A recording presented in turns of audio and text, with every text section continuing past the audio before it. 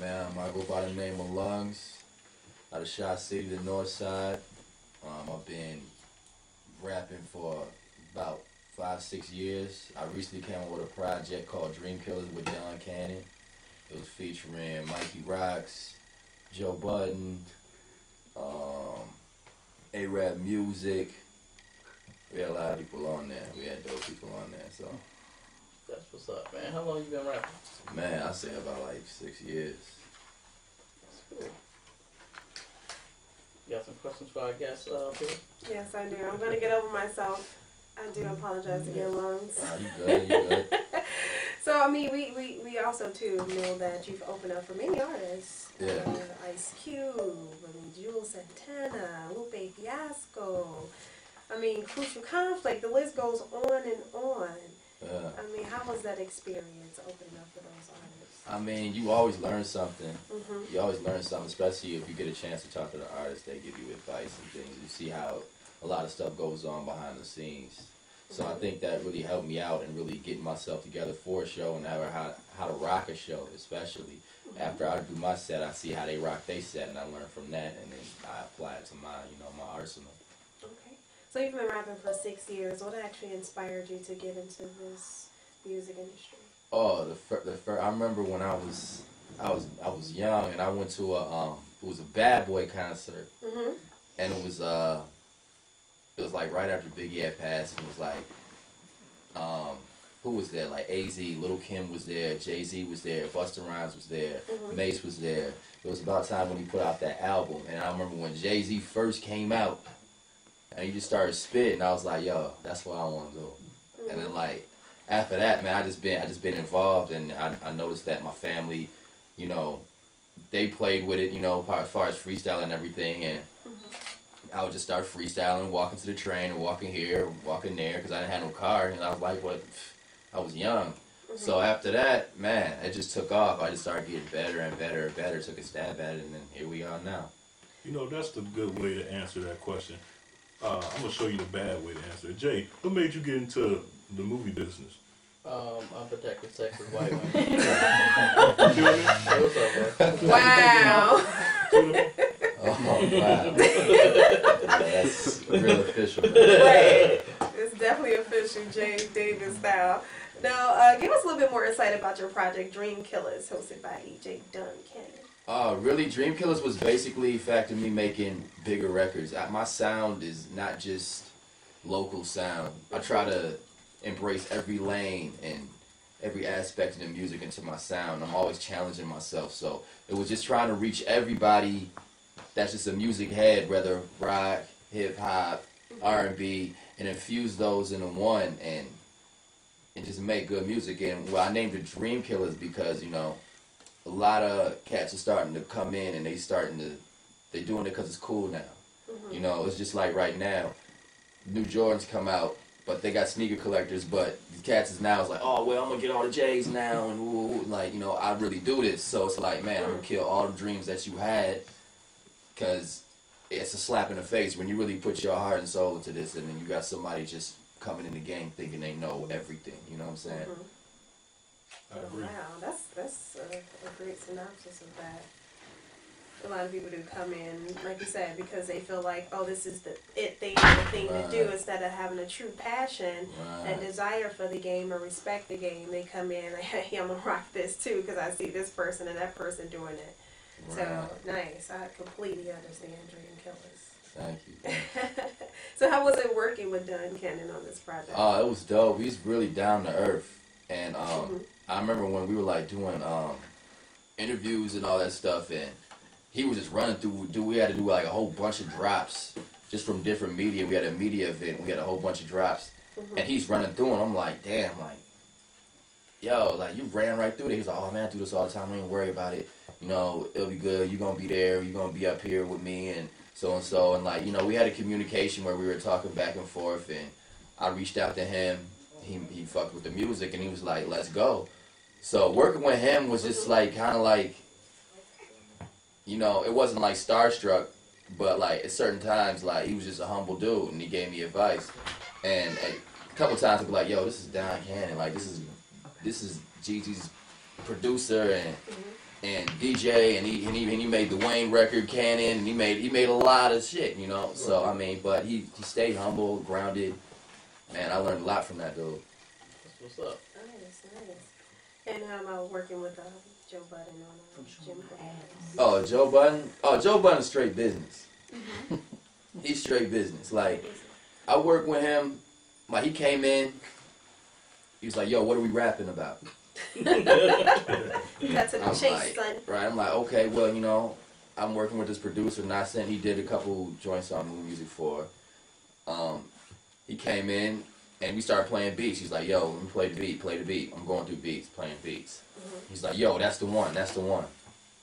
What are we rapping about?" I'm like, damn, like this kind of just came on me. I was like, "Yo, you know, you want to do a record?" And he's like, "Yeah." And then he just fell through the studio like within an hour. So it was like, I don't know what I'm gonna rap about. So really, I just kind of like sat down and I thought about it like, well, what I'm about to approach and really about to get myself into is being deeply involved in this game and getting co-signed and media and write-ups and everything.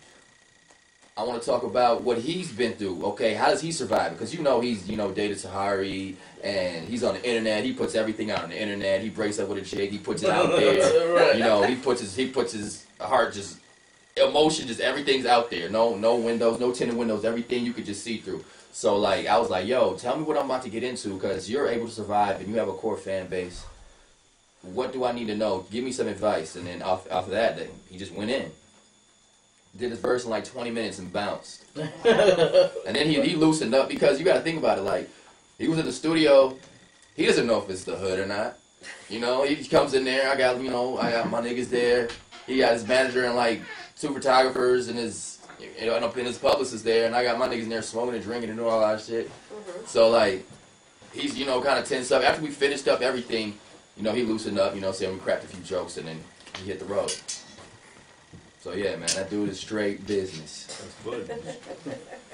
That's what's up. So do you have any shows or anything coming up? Or? Right now, I'm not doing these shows right now. I'm actually finished up this project with You're in the studio sleeping. Yes, you see this beard. You see this beard and this stash. So like, I'm working with Nascent on the EP. We don't have a name for it yet, but it's like 5 records, or just heaters. So I'm finishing up that. I'm like 2 records out. That should drop this month.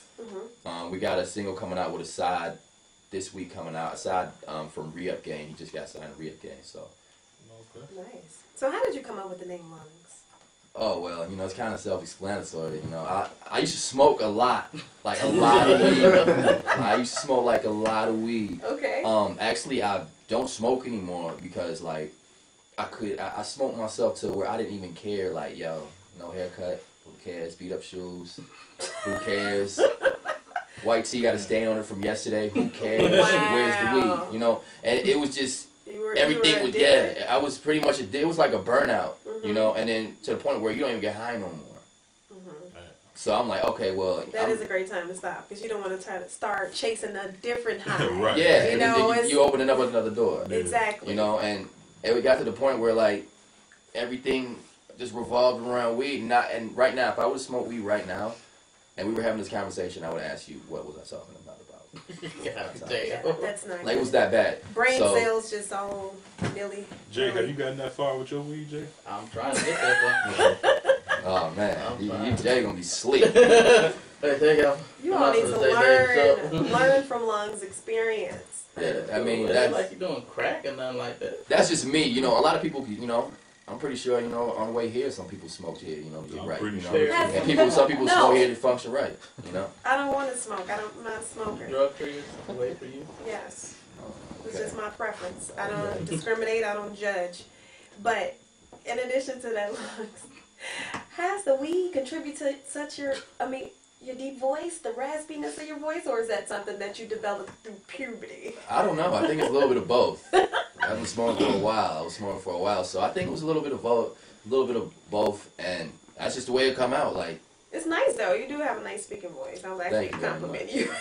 Hiring at the same time. Yeah, they fire me every week, so they yeah, you can take CB, please. Yeah. Pink slips going out. So CB stay in trouble. He stays in trouble.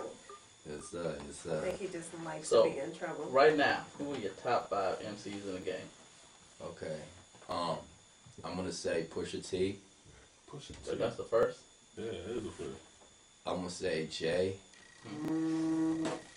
Blowing up somebody ready to cuss me out. No, that's Jeff Davis right there. He calling in. I'm gonna say Jada. Jada Kiss. There we go. Second time you heard Jada. 3 Stacks. Hold on. I'd have to say Ye. I like Ye, man. Man, that's the first. So, what are some of the things you like about the show? What are things? I like the originality. I like the culture. Living here, I've actually lived on the north side. I've lived in Humboldt Park. I've lived in Hyde Park. Just going back and like when I lived in Humboldt Park, like, you know, the togetherness, I like that. It's tight knit. Riders Park, yeah, they all over the place, but still, yeah, I mean, they was tight knit. Like, I like the communities. I like the building structures. I like the food, the women. Hey. See, he gives Shopping. details. You know, and kind of like, you know, the scene. Like, if you're on this hip hop scene, like, there's different. You got your backpackers. You got your other cats do this kind of music. Other cats do that kind of music. Like, I did a show at Double Door. And these cats had like all kind of pianos, like stacked on like keyboards, and like the dude had the auto-tune tube and everything. It was doing like 80s rap music. Like I had no idea people did that. But I opened up for it, you know, as far as trying to get a better fan base, another fan base crossover. Right. So it's just funny because like there's so many other worlds within our world, and I just like that about Chicago, man. Like. It's got its prettiness, it's got its griminess. You got any groupies yet? For me? Yeah. Yeah, I mean, it comes with the territory. You see that smile? That's called the I'm busting down whenever I want to smile. Right there. That's a beautiful thing. There we go. That's why people get in the entertainment business. Oh, that's why you're in the entertainment business. That's why you make movies. For groupies, cocaines, and midgets. Hell yeah. Wow, that sounds like That's what he a likes. hell of a night. Nothing wrong with that. That's how Jay Davis rock. There's nothing wrong You with party that. like a rock So star. is there any artist from Chicago that you like, you know what, I need to get a feature with this person? Know who I really want to get a feature with? Who? And this has been since like I was young. Juice.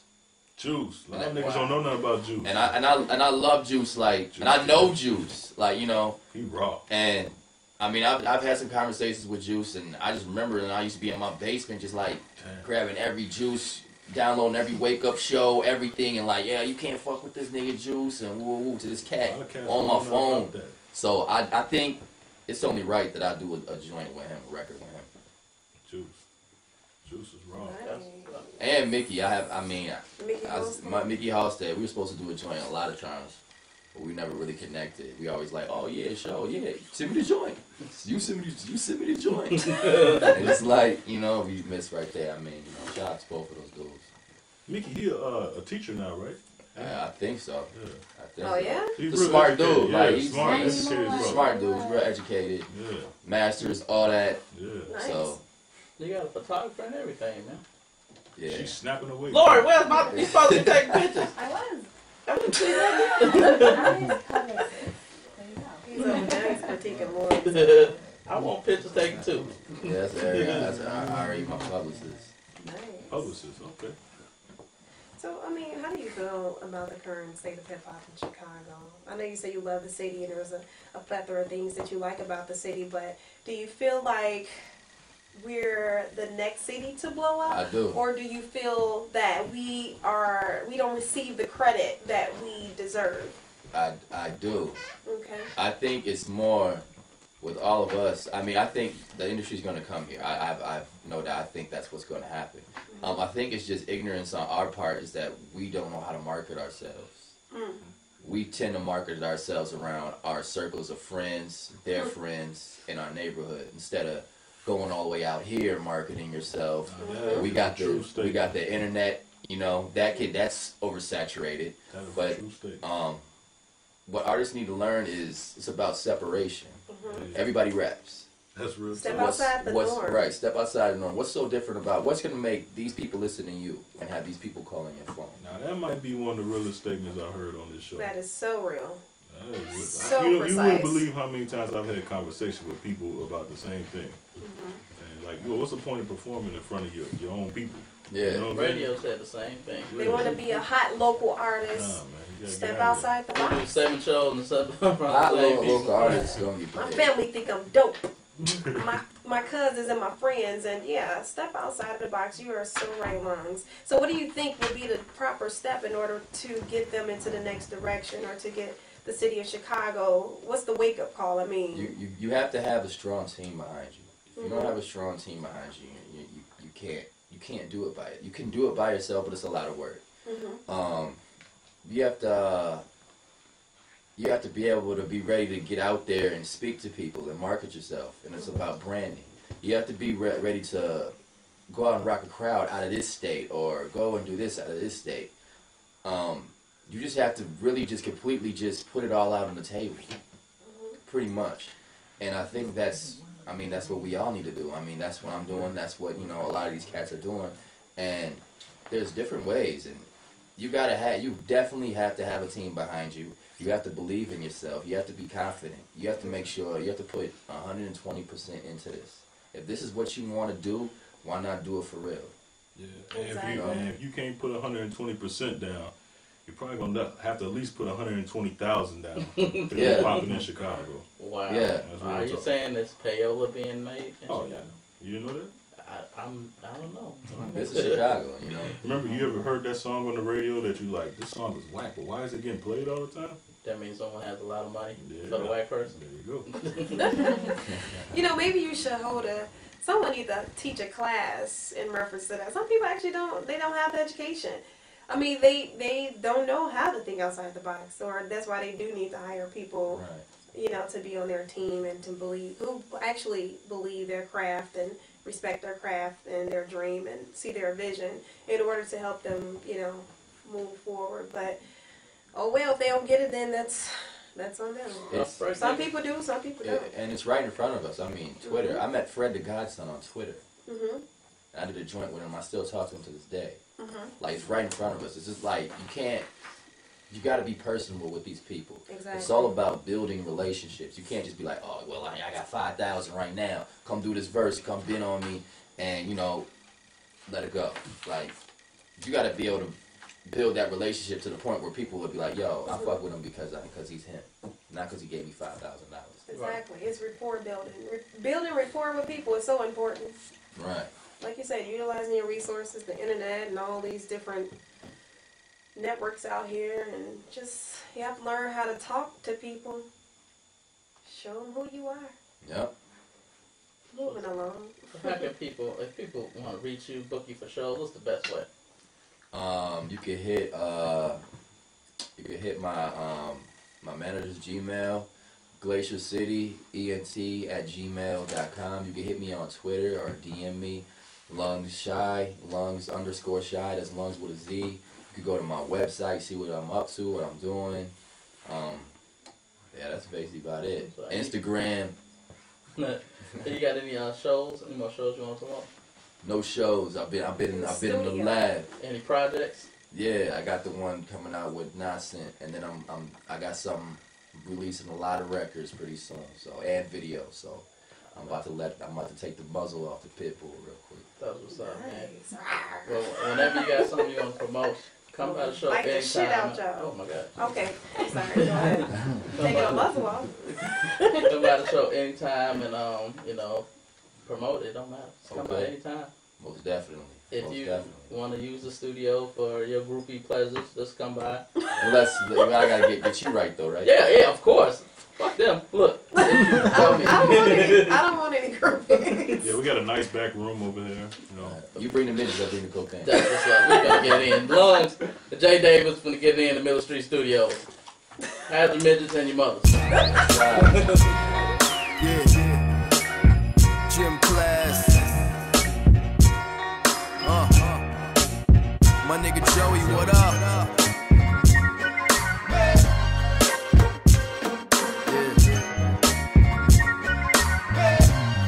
Check.